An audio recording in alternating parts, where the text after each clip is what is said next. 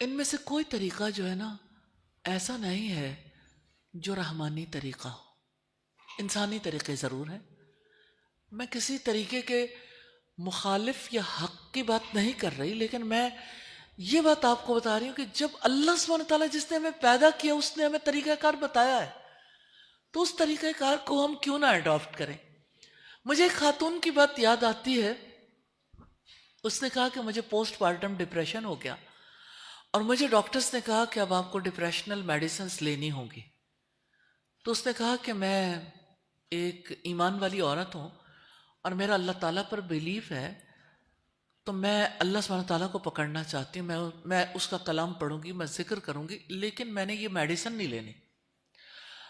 اچھا، اب یہ کہ چونکہ ان کے یعنی معاملات ایسے تھے، حالت زیادہ خراب تھی، میڈیکل بورڈ بیٹھا، سائیکالوجسٹ بیٹھے، باقی لوگ بیٹھے، تو جب ان کے درمیان ساری ڈسکشن ہوئی تو ایک ڈپریشن والی خاتون نے کہا کہ آپ مجھے کہتے ہو کہ میں مٹی سے بنی ہوئی وہ دوا لے لوں تو میں ٹھیک ہو جاؤں گی، اور میں اللہ کے کلام کو اور اللہ کے ذکر کو چھوڑ کر میں اس چیز میں اپنے لیے پناہ تلاش کروں. میں کیوں نہ کلام سے مدد لوں، میں کیوں نہ اس کے ذکر سے مدد لوں، کہ اس نے کہا الا بذکر اللہ تطمئن القلوب، سن لو اللہ کی یاد میں دلوں کا اطمینان ہے. بلیو ان اللہ سبحانہ و تعالی، اللہ تعالیٰ کی مدد پر یقین کر لیں. آپ اللہ کی پناہ لیں گے، اللہ کی قسم اللہ تعالیٰ آپ کو اس فیض سے نکال دے گا. ایسا ہو ہی نہیں سکتا کہ اللہ تعالیٰ نہ نکال. یقین کر لیں، یقین محکم، عمل پہ ہم، محبت فاتح عالم. یہ جو یقین ہے نا، یہ بہت بڑی چیز. اس یقین کے لیے بہت زیادہ ضرورت ہے اللہ سبحانہ تعالیٰ کے اسماء و صفات کے علم کی. یہ جو علم ہے نا، یہ نالج، یہ ہمارے دلوں کو بدل کے رکھ دیتا ہے. آج کل ایک سیریز ہم جو ہے لے کے چل رہے ہیں اللہ تعالیٰ کے اسماء و صفات کے حوالے سے، living by the names of Allah سبحانہ تعالیٰ. ہر رات 9 بجے یہ ہمارے ریلیز ہوتی ہے ہمارے چینل سے. یہ ابھی فائزہ بتا دیتی آپ ہیں ایسے آپ کو. لوگ لے رہے ہیں کچھ، وہ الحمدللہ جو اس سیشن میں کنٹینیوس آتے ہیں وہ تو الحمدللہ جی رات کو اچھا، بھی سن رہے اس ہیں. میں یہ ہے کہ آپ اس جتنا جتنا آگے بڑھیں گے آپ فیز آؤٹ ہو جائیں گے. اچھا، آپ اللہ کو تھام لیں گے تو نیچرلی آپ کا یقین بڑھے گا، تو آپ اس کیفیت میں نہیں رہو گے. اصل میں وہی والی بات ہوتی ہے، تھاما نہیں ہوتا تو جو پینک اٹیک آتا ہے پھر اللہ نہیں ملتا، پھر کچھ اور ملتا ہے. اس وقت پہ وہ تھامنے میں ذرا تھوڑی سی کمی رہ جاتی ہے. استاذ میں بہت قریبی اصل میں نا قریبی ایسے دوست ہونے بہت ضروری ہیں کہ جو آپ کو تھامے، ایسے موقع پہ تلقین کریں. لیکن اللہ سبحانہ تعالیٰ کو تھام لیں. کوئی دوست نہ ہو، اللہ تو ہے نا، اس کو پکاریں گے وہ جواب دے گا. ایسا نہیں ہو سکتا کہ وہ جواب نہ دے. اور میں ایک خوشخبری دینا چاہتی ہوں. جتنے لوگوں کو انگزائٹی ہوتی ہے، ڈپریشن ہوتا ہے، جتنے لوگوں کو سٹریس ہوتا ہے، اللہ سبحانہ تعالیٰ نے آپ کے اندر اپنے قرب کے لیے گنجائش پیدا کی ہے. آپ کے اندر اللہ تعالیٰ نے وہ چیز رکھی ہے جو اگر آپ پہلی وحی کے موقع پر دیکھیں، اور پہلی وحی سے پہلے رسول اللہ جس وقت غار حرا میں جاتے تھے تو اس وقت آپ کی کیا کیفیت تھی؟ غار حرا میں کیوں جاتے تھے؟ آپ کو سمجھ نہیں آتی تھی کہ میری قوم کیسے بدلے گی. آپ کو پتہ نہیں چلتا تھا کہ ان سارے معاملات کا حل کیا ہے. پھر جب پہلی بار حضرت جبریل علیہ السلام وحی لے کے آئے تھے تو آپ کا دل اتنی زور سے دھک دھک کر رہا تھا کہ آپ کو کوئی حالت نظر نہیں آتی تھی سوائے اس کے کہ حضرت خدیجہ سے کہا تھا بس مجھے کچھ اڑا دو، اور اٹھ کے بھی کہا تھا لقد خشیت علی نفسی، مجھے میری جان کا ڈر ہے. تو انہوں نے اس وقت کاؤنسلنگ کی تھی، کلا واللہ ما یخزیک اللہ ابدا، ہرگز نہیں، اللہ کی قسم اللہ تعالیٰ آپ کو کبھی رسوا نہیں کرے گا. جو شخص بھی اس موقع پر اللہ کے رسول کی کیفیات کو یاد کرے تو آپ دیکھیے کہ دنیا کے عظیم ترین انسان وہ کیسے بنے. اللہ کے کلام کو تھام کے نا، اللہ سبحانہ تعالیٰ کو تھام کے. تو جس کو کوئی انگزائٹی ہے، جس کو کوئی ڈپریشن ہے، جس کے اندر کوئی ہالونیس ہے، اس کو یقین رکھنا چاہیے کہ اللہ تعالیٰ نے میرے دل میں اپنی محبت کی گنجائش پیدا کر دی. اپنے قرب کا اس نے راستہ نکالنا ہے. اس لیے اس کی طرف بڑھنا ہے, علم کے ذریعے سے بڑھیں گے, علم سے آپ کو یقین ملے گا انشاءاللہ. جزاک اللہ خیر استاد. جی نیکسٹ کوشچن. السلام علیکم. I'm a Haika. I recently graduated. اللہ تعالیٰ سے قربت کا ایک ذریعہ ہے نکاح. جو لوگ دل میں خوف رکھتے ہیں, جو نکاح نہیں کرنا چاہتے, کیا وہ انہیں اللہ تعالیٰ کی قربت نہیں ملے گی صرف اس عمل کو چھوڑنے کی صورت میں؟ Especially when parents are continuously pursuing you to get married, but you know you are so deep in despair that you can sabotage the relationship with your future partner. بیٹا آپ نے ایک ایسی طرف توجہ دلائی ہے جو آج کی جنریشن کا بہت بڑا ایشو ہے, کیونکہ اتنے یعنی میں اندر سے اس جنریشن کو بہت انوسنٹ سمجھتی ہوں, اور اس حوالے سے کہ انہیں زیادہ تجربات نہیں ہیں. پہلے لوگ جوائنٹ فیملی میں رہتے تھے, دھکے بہت کھاتے تھے, پیرنٹس نے پیمپرڈ کر کے پالا, انہیں ایک راستے پہ لگا دیا, وہ پڑھ رہے ہیں, کچھ کر رہے ہیں. اب یہ کہ وہ ان کا جو خواب ہے وہ یہ کہ ہم زندگی میں کچھ کر لیں, کسی مقام تک پہنچ جائیں, اور دوسری طرف وہ دیکھتے ہیں ماں اور باپ کی بھی آپس میں نہیں بنی, چچی اور چچا کی بھی نہیں بنی, خالہ اور خالو کی بھی نہیں بنی, ادھر بھی لڑائی ہے, ادھر جھگڑا ہے, سوسائٹی کی اتنی بری صورتحال ہے, فلاں نے دھوکہ دیا, اس نے بے وفائی کی. لوگ کہتے ہیں ہم اس چکر میں نہیں پڑتے, ہم جو کر رہے ہیں نا ہمیں اس چیز کو ہی کرتے رہنا چاہیے. ہیلے کالج سے مجھے ایک ہماری اسٹوڈنٹ تھی اور وہ وہاں پہ جاب کرتی تھی, کہنے لگی میری کلاس میں جتنے بچے اور بچیاں ہیں ان میں سے کوئی ایک بھی نہیں جو شادی کرنا چاہتا ہو. یعنی جنریشن کا پرابلم ہے نا, ہماری جنریشن میں یہ بات آئی ہے کہ لوگ جو ہے ایک تو حالات کی وجہ سے, دوسرا پروپیگنڈا, سوشل میڈیا, پھر جو چیزیں پڑھیں, جو فلسفیز پڑھیں, باہر سے آنے والے جو امپورٹڈ نظریات ہیں ان کی وجہ سے لوگوں کے دلوں میں آیا شادی یعنی محبت کی بربادی, شادی جو ہے وہ کر لیں گے تو پھر آپ کی پرسنالٹی گم ہو جائے گی, آپ ایک اور نئے چکر میں پڑ جاؤ گے, ایک زندگی جو آپ کی ویسے نہیں رہے گی. بہت ساری چیزیں ایسی ہیں جس کی وجہ سے بچے ڈر گئے کہ ہم نکاح کیسے کر لیں. بلیو ان اللہ سبحانہ و تعالی. اللہ سبحانہ تعالیٰ نے جو قانون بنایا نا, ہمارے لیے جو کچھ اس نے طے کیا, اس کی نیڈ بھی ہمارے اندر رکھی ہے. میں آپ سے سوال کرنا چاہتی ہوں, پلیز آپ نے اسے فیل نہیں کرنا, کیا آپ کی باڈی اللہ تعالیٰ نے ایسی بنائی ہے کہ اس کے لیے نکاح کی ضرورت موجود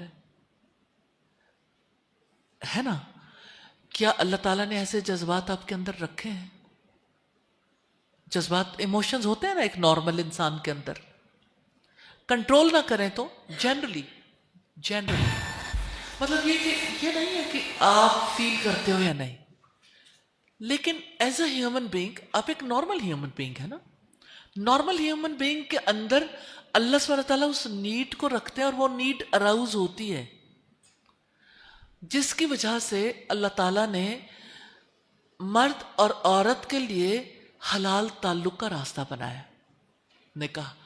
اور میں سورہ روم کی آیت بھی آپ کے سامنے رکھنا چاہتی ہوں. اللہ تعالیٰ کہتے ہیں, مجھے آیت بہت پسند ہے, آیت نمبر 21. اور وہ کون سی آیت ہے جو پسند نہیں؟ ہر ایک اپنے اپنے اعتبار سے بہت اچھی لگتی ہیں. وَمِنْ آیَاتِهِ, یہ اللہ تعالیٰ کے سائنس میں سے ہے. أَنْ خَلَقَ لَكُمْ مِنْ أَنفُسِكُمْ أَزْوَاجًا, کہ اس نے تمہارے لیے تمہاری جنس سے جوڑے بنائے. وَجَعَلَ بَيْنَكُمْ مَوَدَّةً وَرَحْمَةً, اور تمہارے درمیان محبت اور مودت پیدا کی. اللہ سبحانہ تعالیٰ نے نکاح کو دو لوگوں کے درمیان جو تعلق ہے اس کے بارے میں بتایا کہ یہ میرے سائنس میں سے ہے, کہ آپ اپنے وجود سے مجھے تلاش کر سکتے ہو, آپ اپنے اس رشتے سے مجھے تلاش کر سکتے ہو. تو یہ اللہ کی نشانی ہے, اور اللہ سبحانہ تعالیٰ کی اس نشانی سے ایک عقل مند اور غیر متعصب انسان کو انکار نہیں ہونا چاہیے. اللہ کا سائن تو ہے. اب یہ کہ ایسا ہو سکتا ہے کسی کا جی نہ چاہے، ایسا ہو سکتا ہے. اچھا اب اگر کسی کا جی نہیں چاہتا تو اس کا مطلب یہ کہ اس نے اپنی نیچر کے خلاف ایک ایسی جگہ پہ وہ کھڑا ہے جو اس کی نیچر نہیں ہے، جس نیچر پہ اللہ نے اسے پیدا نہیں کیا. اب دیکھیں عدل کی ایک ڈیفینیشن ہے کسی چیز کو اس کے جائز مقام پہ رکھنا، اور ظلم کہتے ہیں کسی چیز کو اس کے مقام سے ہٹا دینا. اب اللہ تعالیٰ نے ضرورت پیدا کی ہے، آپ کو یہ ضرورت ہو سکتا ہے محسوس نہ ہوتی ہو.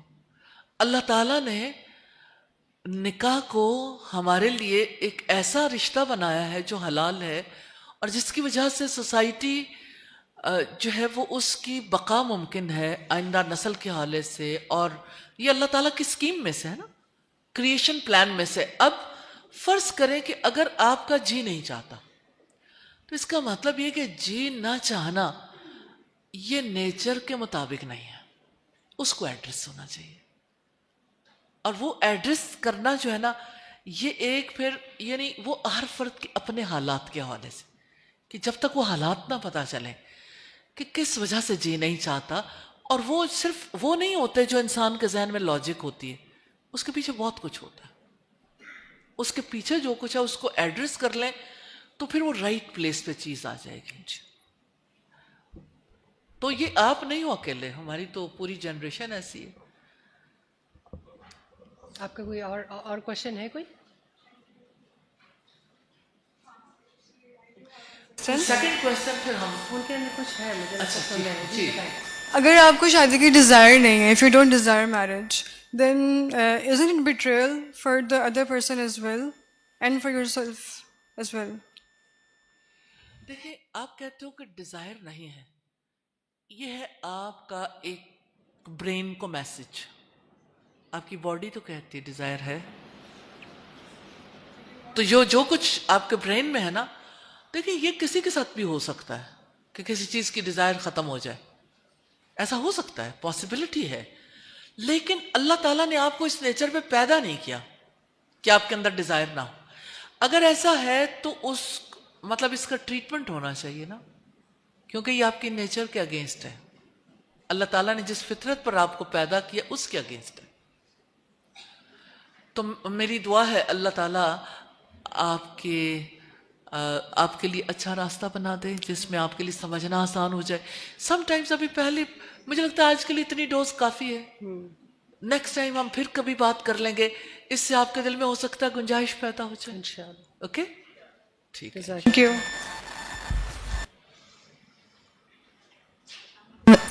السلام علیکم اساتذہ، میرا نام مہنور ضمیر ہے اور میں کرنٹلی BSc کر رہی ہوں UMT سے. اساتذہ میرا سوال آپ سے یہ ہے کہ اللہ تعالیٰ کی طرف پلٹنے کا مطلب کیا ہے؟ جیسے ہم مسلمان ہیں، ہم قرآن بھی پڑھتے ہیں، ہم نماز بھی پڑھتے ہیں، ہم کوشش کرتے ہیں کہ نیک کام بھی کریں، اللہ تعالیٰ کو راضی کریں، اور اللہ تعالیٰ جب راضی ہوتے ہیں تو اللہ تعالیٰ ہم سے نیک کام لیتے بھی ہیں، لیکن پھر اللہ کی طرف واپس پلٹنے کا کیا مطلب ہے؟ دیکھیں اللہ سبحانہ تعالیٰ کی طرف پلٹنے کا مطلب یہ ہے کہ اللہ تعالیٰ نے تو ہمیں اس لیے پیدا کیا تھا کہ ہمارا دل اسی سے جڑا رہے. تو ہمارا دل بھاگ بھاگ کے اگر دنیا کی طرف جاتا ہے، ہم نماز تو پڑھ لیتے ہیں بھاگ کے، چلو نماز پڑھ لی، چلو کوئی نیکی کا کام ہوا کر لیا، لیکن پھر اپنی دوسری طرف واپس چلے جاتے ہیں. جب ہم دنیا کی طرف بھاگتے ہیں تو ہم دراصل اللہ تعالیٰ کی طرف سے دنیا کی طرف چلے گئے نا. تو اللہ تعالیٰ کہتے ہیں لوٹ آؤ. اچھا ہم کہتے ہیں اس نماز میں تو لوٹتے ہیں. اللہ تعالیٰ یہ چاہتے ہیں کہ ٹھیک ہے آپ جو بھی دنیا کا کام کرو، لیکن آپ کا دل میری یاد سے تو خالی نہیں ہونا چاہیے. تو جب ہم اسے یاد کرتے ہیں تو ہمارا دل لوٹ آیا نا. جس وقت ہم اس کو اپنے دل میں یاد کرتے ہیں تو دل سے لوٹ آئے، زبان سے یاد کرتے ہیں تو کچھ اور آگے بڑھ گئے، اللہ تعالیٰ کی طرف لوٹ آئے. کیونکہ اللہ تعالیٰ کا تو پروگرام یہ ہے، اس کا کریشن پلان یہ ہے کہ انسان اس زمین میں اللہ سبحانہ تعالیٰ کی مرضی کے مطابق زندگی گزارے، اور اس زمین پر رہتے ہوئے اللہ تعالیٰ کے پیغام کو ان تک پہنچائے جن تک یہ پیغام نہیں پہنچا. تو ہم اگر اپنی زندگی کے کام دیکھیں تو ہم نے تو اپنے آپ کو کچھ اور پیغامات کے لیے وقف کیا ہوا ہے نا، کچھ اور کاموں کے لیے. تو اللہ تعالیٰ چاہتے ہیں کہ ہم اپنے کام بھی بدلیں. یعنی یہ نہیں ہے کہ باقی کام نہ کریں جو ہم کوئی کسی کا پروفیشن ہے, کوئی پڑھ رہا ہے, وہ کچھ بھی کر رہا ہے. اللہ تعالیٰ یہ چاہتے ہیں کہ کنتم خیر امت اخرجت للناس, تم بہترین امت ہو جسے لوگوں کے لیے نکالا گیا. تم لوگوں کو نیکی کا حکم دیتے ہو, برائی سے روکتے ہو, اس لیے کہ تم اللہ پر ایمان رکھتے ہو. تو اللہ سبحانہ تعالیٰ پر ایمان کا تقاضا یہ ہے کہ ہم اللہ سبحانہ تعالیٰ کے ساتھ خود بھی ان لنک ہو, ہمارا اپنا دل بھی جڑا رہے اور ہم دوسروں کا دل بھی جوڑیں. تو چونکہ ہم نے یہ کام چھوڑ دیتے ہیں نا, یہ کام یا کرتے ہی نہیں, تو اللہ تعالیٰ کہتے ہیں میری طرف لوٹو, یعنی آپ کا دھیان میری طرف رہے اور آپ لوگوں کو بھی میری طرف لوٹاتے رہو. جب ہم یہ کام کریں گے یہ لوٹنا ہے کہ ہم پھر اللہ تعالیٰ کی طرف لوٹ جائیں. استاذ ایک بڑا انٹرسٹنگ کوشچن ہے کہ کبھی کبھی لگتا ہے کہ اللہ تعالیٰ کی طرف پلٹنے کا مطلب یہ ہے کہ زندگی بورنگ ہو جائے گی, نو فن نو جوائے. کیا واقعی ایسا ہے؟ آپ مجھے ایک بات بتائیں گی کہ اتنے رنگ کس نے پیدا کیے؟ زمین پر جو کچھ ہے, حسن, خوبصورتیاں, لوگ جاتے ہیں ناردرن ایریاز میں یا پاکستان سے دوسرے کنٹریز میں جاتے ہیں, زمین پر, زمین کے باہر یہ کائنات کی خوبصورتیاں. آپ رات کو جس وقت ستاروں کو دیکھتے ہیں تو ہمارے یہاں تو اتنی پولوشن ہو گئی, ستارے بھی کم کم نظر آتے ہیں, لیکن پہاڑی علاقوں میں جائیں تو وہاں پہ گہرے گہرے کالے آسمان کے اندر سے ستارے جھانکتے ہوئے نظر آتے ہیں. اتنا حسن, اتنی خوبصورتیاں پیدا کرنے والے کے ساتھ تعلق رکھنے والا بور ہو جائے گا؟ یعنی وہ تو حسن کا خالق بھی ہے اور مالک بھی ہے, وہ تو خوشی کا خالق بھی ہے اور خوشی کا مالک بھی ہے. اس کے اس دن کے بغیر تو کوئی خوشی نہیں ہو سکتا. کسی کو کوئی چیز بورنگ کب لگتی ہے؟ جب اس میں کوئی انٹرسٹ نہیں ہوتا, جب اس کے اندر دلچسپی نہیں ہوتی, جب اس کا کوئی فائدہ نظر نہیں آتا, جب انسان کی وہاں پہ کوئی یعنی اس کو کوئی لاجک سمجھ نہیں آتی, تو انسان بور ہونے لگتا ہے. جیسے بچے جو ہیں بڑوں کی مجلسوں میں بیٹھتے ہیں تو انہیں اچھا نہیں لگتا, وہ بھاگ کے اپنے جیسے لوگوں کے درمیان جاتے ہیں. تو اللہ سبحانہ تعالیٰ کے لیے جو لوگ اکٹھے ہوتے ہیں یا ایسی یعنی اللہ کی طرف لوٹنے کو جو سمجھتے ہیں بور ہو جائیں گے, تو میں سمجھتی ہوں کہ غلطی پر ہے. اللہ سبحانہ تعالیٰ سے بڑھ کر تو کوئی محبت کرنے والا نہیں. آپ کیا محبت کے متلاشی نہیں, انسانوں سے محبت تلاش نہیں کرتے؟ تو جو سب سے بڑھ کر محبت دے اس کی محبت میں انسان بور ہو جائے گا. اچھا, انسان کو رزق کی تلاش ہوتی ہے, تو جو آپ کو رزق دینے والا ہے اس کے پاس جا کے آپ بور ہو جاؤ گے. یعنی آپ کو دنیا کے قیمتی ترین یعنی آپ کو بہت بڑی ویلتھ ملنی ہو جہاں سے, وہاں آپ کا دل لگے گا یا نہیں لگے گا؟ آپ دنیا میں جو کچھ بھی آپ کو موقع ملتا ہے اور آپ جہاں جا کے آپ فن کرتے ہیں, اچھا محسوس کرتے ہیں, اللہ تعالیٰ کسی ایسے فن سے نہیں روکتا جہاں انسان کو خوشی نصیب ہوتی ہو, لیکن اس میں یعنی اللہ تعالیٰ کے احکامات کے خلاف نہیں ہے. اللہ تعالیٰ کو ایسا فن اچھا نہیں لگتا کہ آپ کسی کا مذاق اڑاؤ. جیسے ہمارے یہاں T V anchors some times ایسا ہوتا ہے کہ کچھ پروگرامز ایسے پیش کیے جاتے ہیں جہاں کسی علاقے, کسی ثقافت, کسی فرد کے خلاف ایسے باتیں کی جاتی ہیں یا میمز بنائی جاتی ہیں یا ایسی چیزوں سے لوگ انجوائے کرتے ہیں, تو یہ اچھا انجوائے کرنا نہیں ہے. یعنی جیسے ایک یعنی آپ یوں سمجھ لیں کہ کوئی چیز خوشگوار ہوتی ہے نا, تو یہ خوشگوار طریقہ کار نہیں ہے. اس کے مقابلے میں یہ یعنی ایک ایسا طریقہ کار ہے جو یعنی آفٹر آل انسان کو پھر زیادہ خوش, ایک اگر وقتی طور پر اسے اچھا بھی لگا ہے نا, تو تھوڑی دیر کے بعد وہ خود پریشان ہونا شروع ہو جاتا ہے, ایسا کیوں ہوا, اس سے وہ خوشی چھن جاتی ہے. تو خوشی تو وہی ہے جو یعنی مستقل جاری رہے. تو آپ دیکھیں کہ خوشیاں انسان کو کہاں ملتی ہیں اور انسان خوشی کہاں محسوس کر سکتا ہے. اللہ سبحانہ تعالیٰ سے محبت کرنے والوں نے جو خوشی محسوس کی وہ اللہ تعالیٰ کی باتوں میں خوشی محسوس کی. اس کی وجہ سے اللہ سبحانہ تعالیٰ کے لیے کرنے والے کاموں میں خوشی محسوس کی.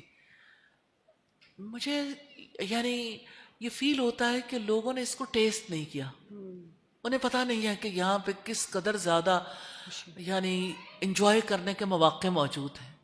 بہتر. جیسے اللہ تعالیٰ کہتے ہیں قل بفضل اللہ وبرحمتہ فبذلک فلیفرحوا هو خیر مما یجمعون.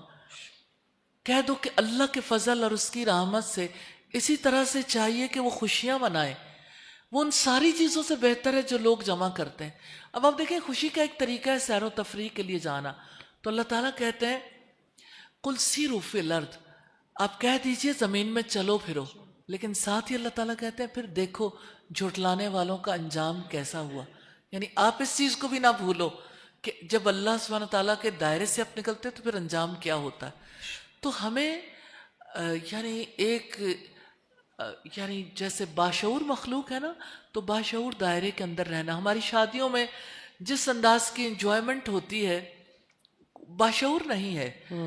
عربوں کے یہاں شادیاں ہوتی تھیں، آج بھی کرسچنس کے یہاں شادیاں ہوتی ہیں، دنیا کے مختلف تہذیبوں سے تعلق رکھنے والوں کے یہاں شادیاں ہوتی ہیں. ان شادیوں کو اگر اپنے ہاں ہونے والی شادیوں کے ساتھ کمپیئر کریں تو آپ کو بڑا فرق محسوس ہوگا، کیونکہ جہاں لوگ شادیاں کرتے ہیں ان کے یہاں نکاح ہے، وہاں کہیں نہ کہیں کوئی لاجیکل ڈیبیٹ کو، بات چیت کو، اچھی شیئرنگ ہوتی ہے. ہمارے ہاں تو شادیاں تو اوٹ پٹانگ، ایسا لگتا ہی نہیں ہے کہ یہ کوئی انسانی مزاج کے ساتھ میچ کرنے والی چیزیں. یہ تو ایک بھیڑ لگی ہوئی ہے جس میں لوگ خوشی تلاش کرتے ہیں لوگوں کے مقابلے میں اپنے آپ کو بڑا ثابت کرنے کے لیے، اور خوشی تلاش کرتے ہیں کہ جہاں پہ یعنی آپ ساری دولت لٹا کے بھی بس لوگوں کی نظروں میں بڑے بن جاؤ. شاید پوچھنے والا اس کا یہی سوال ہے کہ کوئی ایسا لگتا ہے کہ اس زندگی میں کوئی فن نہیں ہوگا، کوئی مزہ نہیں ہوگا، کوئی انٹرٹینمنٹ نہیں ہوگی. دیکھیے فن کے تو اپنے سٹائل ہے نا، اس کے لیے فن کے بھی اپنے اپنے طریقے ہیں. اللہ تعالیٰ ہر فن سے تو نہیں روکتے، اس چیز سے روکتے ہیں جو انسانوں کے لیے نقصان دہ. نقصان دہ ڈیفینیٹلی. جی جزاک اللہ خیر. جی بھی بڑا گاتا ہوں. میں نے B S soft ware engineering کی ہے. میرا آپ سے ایک کوشچن ہے کہ ہم اللہ تعالیٰ سے اپنا تعلق تو بہتر کرنا چاہتے ہیں اور ہمیں ہاؤ نو بھی ہے کہ اس سچویشن میں اس طرح کرنا ہے، لیکن کبھی کبھی ایسا ہوتا ہے کہ سچویشنز ایسی ہو جاتی ہیں کہ آپ بہت جلدی ہائپر ہو جاتے ہو. اس ٹیمپرمنٹ کو کیسے کنٹرول کریں، سچویشنل ٹیمپرمنٹ کو؟ غصہ آنا انسان کے یعنی معمولی یعنی انسان کے معمول کے رد عمل میں سے، لیکن ہمیں یہ دیکھنا ہے کہ کسی سچویشن میں جب انسان کو غصہ آتا ہے تو دراصل یہ ہے کیا. یہ کسی کا ایکشن ہے جس کا ری ایکشن ہوتا ہے. یعنی غصہ ایک رد عمل ہے. آپ جب ہائپر ہوتے ہو نا تو اس کے پیچھے کوئی سٹوری ہوتی ہے. اچھا آپ اس ساری سٹوری کو سامنے تلاش کر رہے ہوتے ہیں، کسی نے یہ کیا، پھر یہ ہوا، پھر یہ ہوا، پھر یہ ہوا. اصل میں وہ جو کراس ٹاک کروا رہا ہے اور وہ جو آپس میں بھڑوا رہا ہے نا، وہ کون ہے پیچھے؟ تو غصے کے پیچھے جو ہے نا وہ شیطان کے وسوسوں کا بہت بڑا دخل ہے.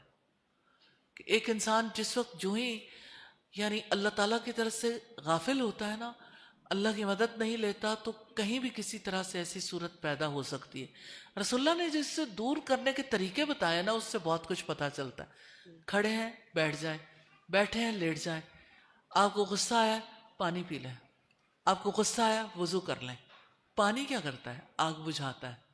تو غصے کی بھی آگ ہوتی ہے، اور ابلیس آگ سے بنا ہے شیطان. تو یہ جو ہائپر ہونا نا، اس کے پیچھے صرف ہمارا مزاج نہیں ہوتا، پیچھے سے شیطانی وسوسوں کا بہت دخل ہوتا ہے. انسان کے ذہن کو پہلے خراب کرتا ہے، پھر اسے اس کی وجہ سے کتنی سوچیں آتی ہیں. آپ اپنے غصے کو یاد کریں، کسی کے غصے کو یاد کریں، تو انسان کو جس پہ غصہ آتا ہے اس کے بارے میں کافی ساری چیزیں ہوتی ہیں جس کی وجہ سے انسان ہائپر ہو جاتا ہے. ایک سٹیج آتی ہے انسان پھٹ پڑتا ہے. استاد صاحب کچھ غصے تو ایسے ہوتے ہیں جو جائز ہوتے ہیں، آپ اپنے سامنے بہت سارے کام خراب ہوتے دیکھتے ہیں، اس پہ آپ کو غصہ آ جاتا ہے، مطلب پھر وہ کیا ہے؟ کیونکہ انسان ڈفرینشیٹ نہیں کر پا رہا آپ ہوتا. دوبارہ بولیے گا. کبھی کبھی انسان ڈفرینشیٹ نہیں کر پا رہا ہوتا نارملی، کیونکہ آپ بات غصے ہی کر رہی تھیں. کبھی کبھی آپ کو جائز چیزوں پہ بھی غصہ آ رہا ہوتا ہے، اور لوگوں کے ایسے رویے ہوتے ہیں جن پہ شاید غصہ کرنا چاہیے. دیکھیے ساری چیزیں غصے سے تھوڑی سالو ہوتی ہیں، اور کتنی چیزیں جو کول رہ کے آپ زیادہ اچھے طریقے سے سنوار سکتے ہیں بنسبت اس کے کہ آپ غصہ کر کے اسے سالو کریں. اور یہ کہ غصہ جینون ہو سکتا ہے، لیکن جینون غصہ کون سا ہے؟ رسول اللہ نے اپنی ذات کی خاطر کبھی کسی پہ غصہ نہیں کیا تھا. ہم جتنی بار بھی غصہ کرتے ہیں پہچان کے دیکھیں اپنی ذات کی خاطر ہی ہوگا. مجھے کیا برا لگا، کسی نے مجھے کیا کہا، فلاں کی کیا بات ہے، اپنے ساتھ لگنے والے ری ایکشن کی وجہ سے ہم اس کا اظہار کرتے ہیں. جینون باتوں پہ اگر غصہ کرنا ہے تو اس میں یہ ہے کہ کسی نے اللہ کے حق کی کون سی خلاف ورزی کی. یعنی اگر اللہ سبحانہ تعالیٰ کے لیے کسی نے کوئی ایسی بات کہی ہے یا رسول اللہ کے بارے میں کہی ہے یا قرآن کے احکامات کی خلاف ورزی ہے، وہاں غصہ آنا چاہیے. ہم تو کچھ اور باتوں پہ غصہ کرتے رہتے ہیں. صحیح. جزاک اللہ. جی میرا نام عامرہ ہے اور میں ایک ہاؤس وائف ہوں.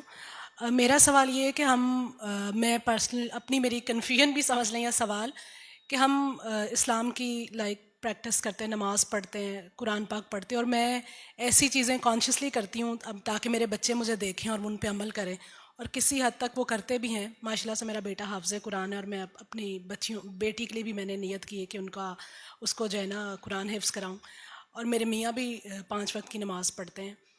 لیکن کئی دفعہ بہت ایسی چیزیں ہوتی ہیں، بہت چھوٹی چھوٹی چیزیں جو شاید بچوں کی تربیت کا حصہ ہے، اور میں اس کے لیے ان کو روکتی بھی ہوں، ٹوکتی بھی ہوں، دعا بھی کرتی ہوں اللہ سے ہر وقت، سجدے میں دعا پڑھتی ہوں، اور پھر جب صبح شام کے اذکار ہوتے ہیں ان کے درمیان بھی. لیکن بہت دفعہ ہوتا ہے بچے اور میاں جو ہے نا چڑھ جاتے ہیں، وہ کہتے ہیں ٹھیک ہے آپ کر رہی ہیں آپ کریں. تو مجھے کئی دفعہ فیل ہوتا ہے شاید میرا کوئی عمل ایسا ہے جس کی وجہ سے میری دعا قبول نہیں ہو رہی، میرا تربیت کا کوئی طریقہ ٹھیک نہیں ہے، یا میرا روکنے کا طریقہ ٹھیک نہیں ہے. میں غصہ بھی ہو جاتی ہوں اور اسی بات پہ، تو وہ ان کو لگتا ہے کہ یہ تو آپ کو تو ہر بات سے چڑ چڑھتی ہے، ہمارا ہر کام ہی آپ کو برا لگتا ہے. تو بہت چھوٹی چھوٹی چیزیں لائک میوزک سننا، یا اذان کے وقت باتیں کرنا، یا ٹی وی دیکھ رہے ہیں، یا موبائل کا یوز ہے، بہت ساری چیزیں.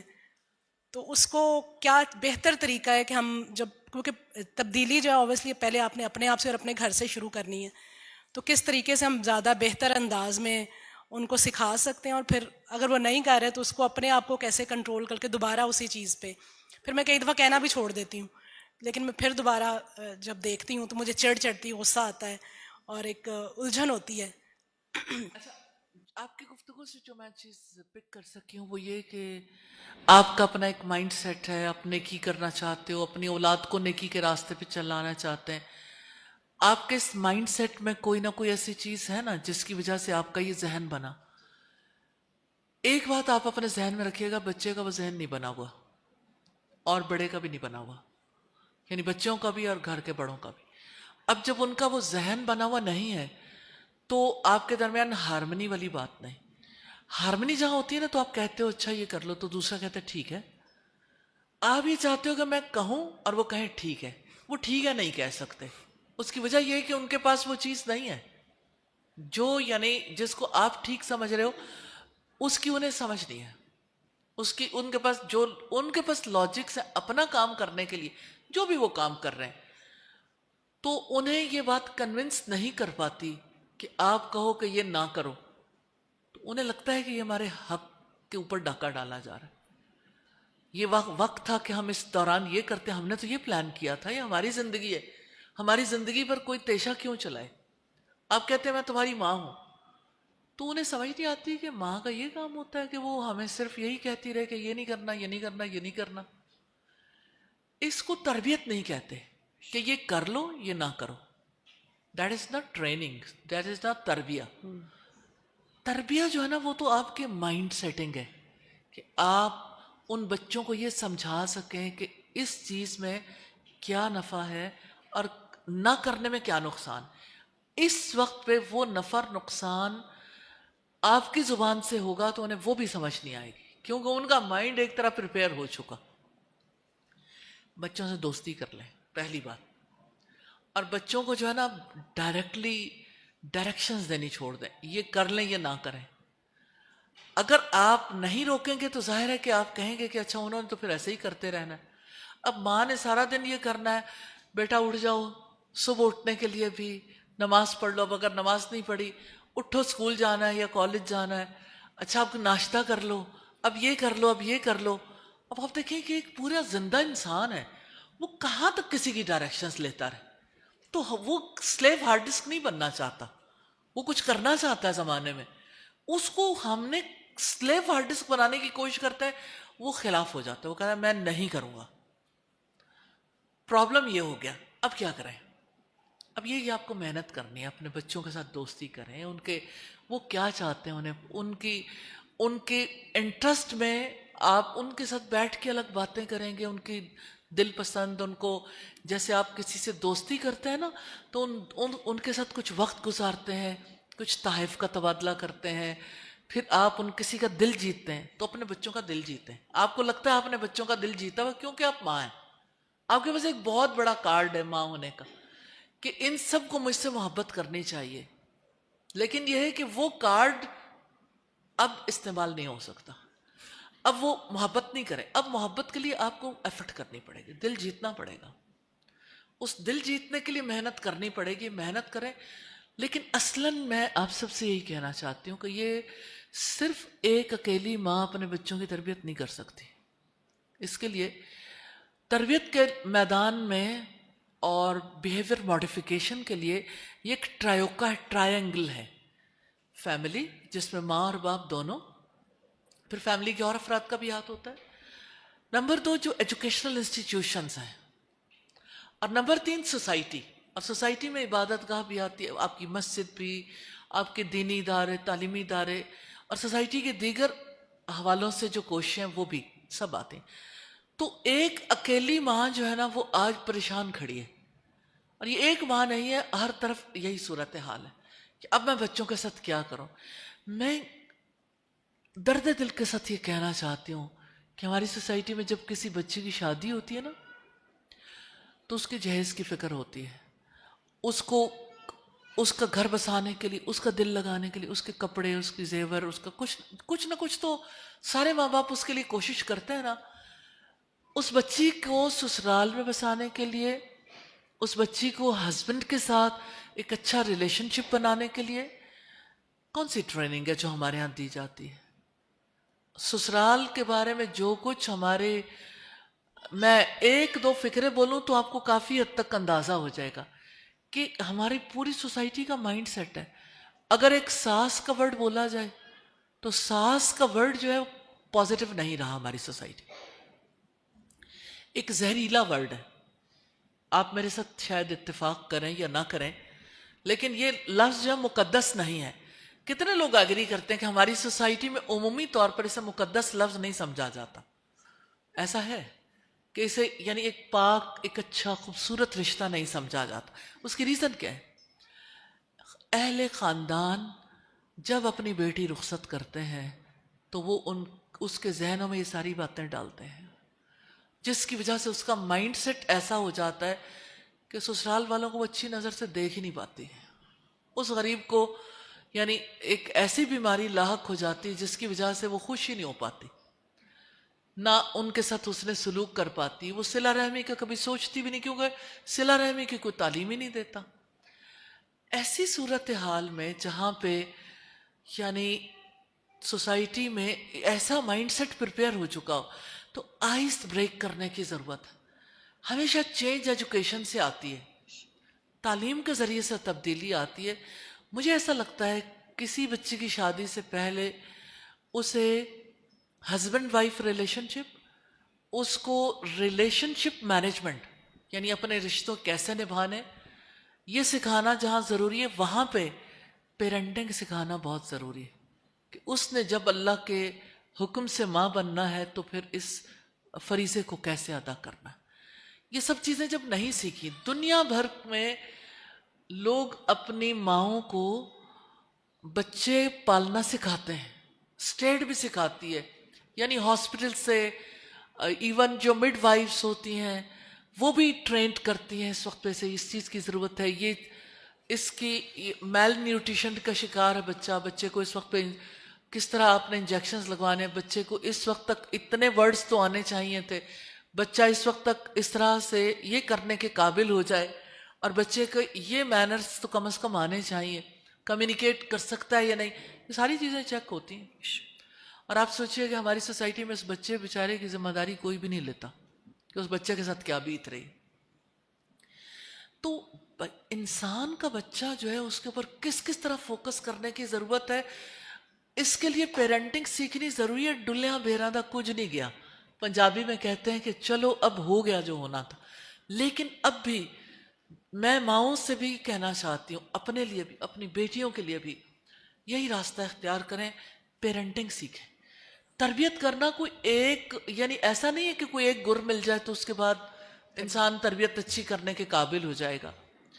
انسان کے بچے کو پروان چڑھانا پوری لائف انویسٹ کرنا ہے, اور لائف بھی اس طرح سے انویسٹ کرنی ضروری ہے جس طرح انویسٹ کرنے کا حق ہے.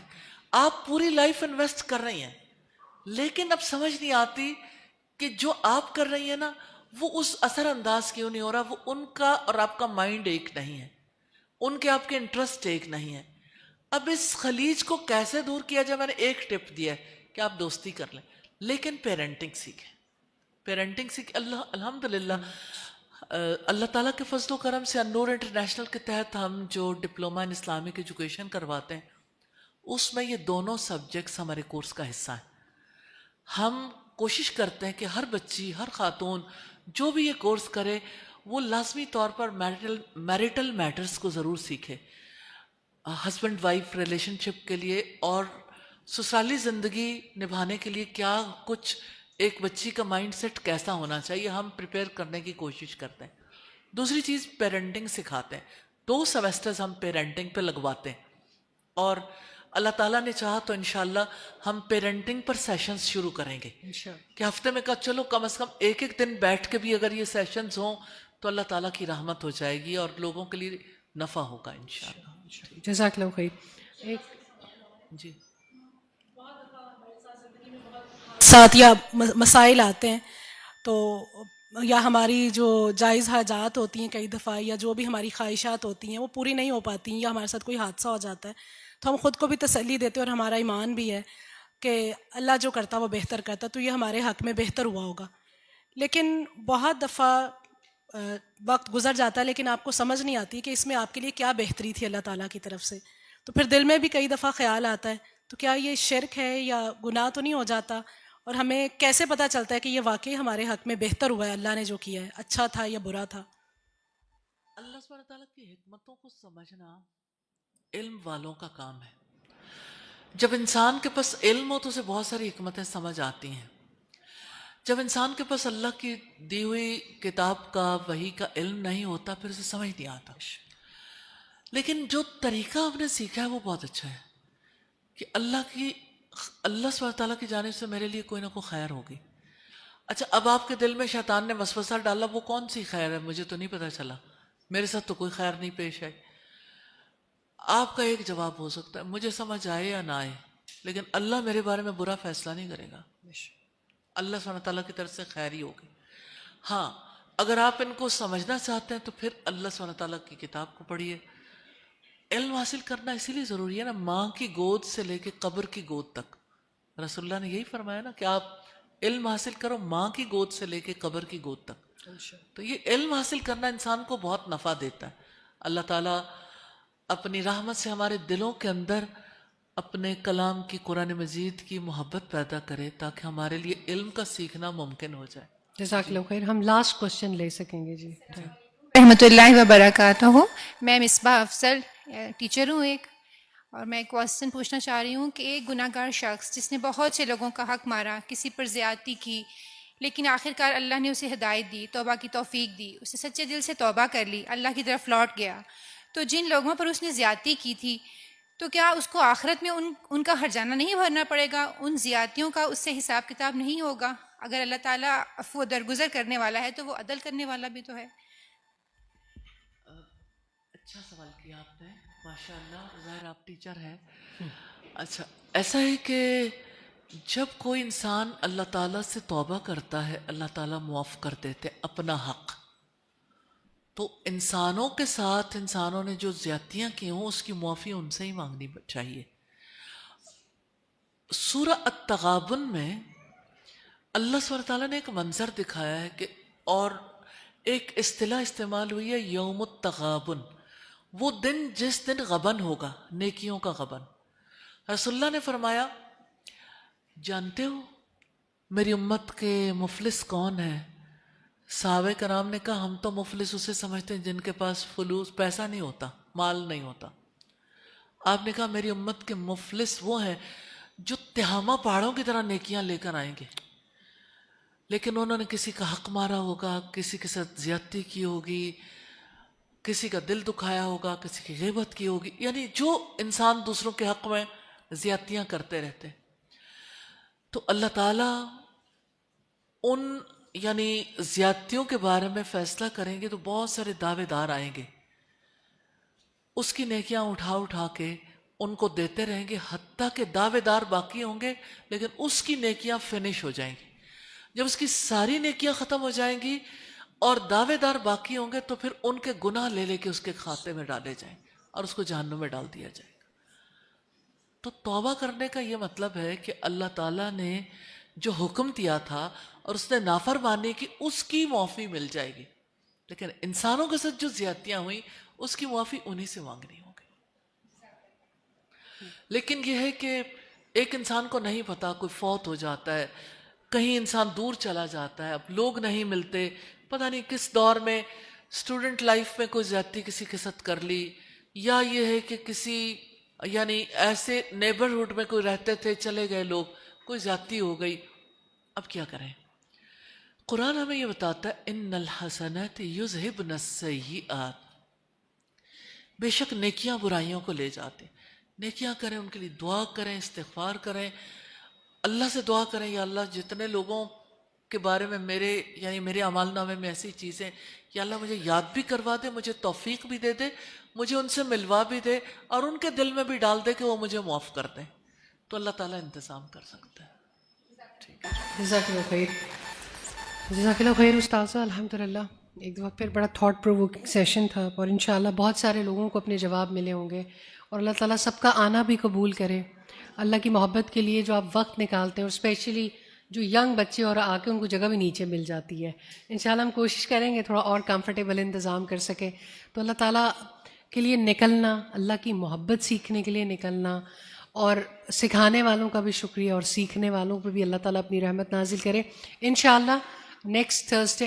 اچھا ایک سوال ہم پوچھنا چاہتے تھے کہ کیا یہ سیشن تھرسڈے کو ہی ہونا چاہیے یا ویکینڈ پہ تھوڑا اور آگے لے جایا جائے؟ آپ لوگوں کو کیا لگتا ہے یہ سیشن سیٹرڈے پہ شفٹ کر دیں؟ اچھا نہیں، کتنے لوگ چاہتے ہیں تھرسڈے پہ ہی رہے؟ الحمدللہ. اسٹوڈینٹس کو بھی کیا یہی دن سوٹ کرتا ہے؟ اسٹوڈینٹس کو یہی دن سوٹ کرتا ہے؟ یہاں پہ کافی اسٹوڈنٹ، کتنے اسٹوڈنٹس ہیں یہاں پر ڈفرینٹ یونیورسٹیز سے؟ اچھا ماشاء اللہ ایک کافی بڑی تعداد ہے. صحیح، بارک اللہ فیکم. ماشاء اللہ. جزاک اللہ خیر. انشاءاللہ جی پھر اسی دن پر نیکسٹ تھرسڈے کو انشاءاللہ اللہ کی توفیق سے اکٹھے ہوں گے بشرط زندگی. جزاک اللہ خیر. سبحانک اللہم و بحمدک نشہد ان لا الہ الا انت نستغفرک و نتوب الیک. السلام علیکم ورحمۃ اللہ وبرکاتہ.